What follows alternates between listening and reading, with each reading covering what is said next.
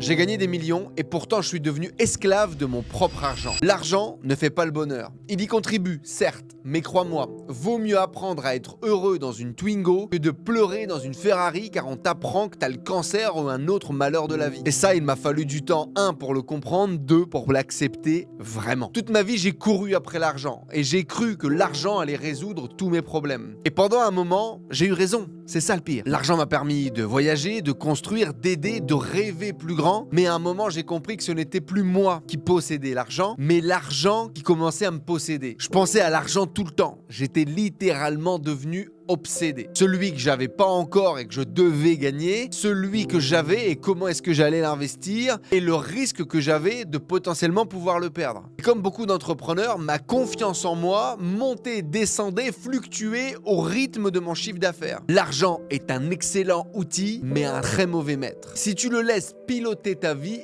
il t'enchaîne et tu deviens son esclave. Si tu apprends à le guider, alors il peut vraiment t'émanciper. Et si tu apprends à le guider, alors il peut vraiment t'aider à t'émanciper. L'argent, c'est juste une énergie, un amplificateur de ce que tu es déjà. Parce qu'au fond, la vraie liberté, elle ne s'achète pas. Elle se ressent et elle se vit de l'intérieur. Et elle commence vraiment le jour où tu arrêtes de courir après l'argent pour commencer à vivre en paix. Alors partage cette vidéo à tous tes potes qui ont besoin de la voir et dis-moi ce que tu en penses dans les commentaires.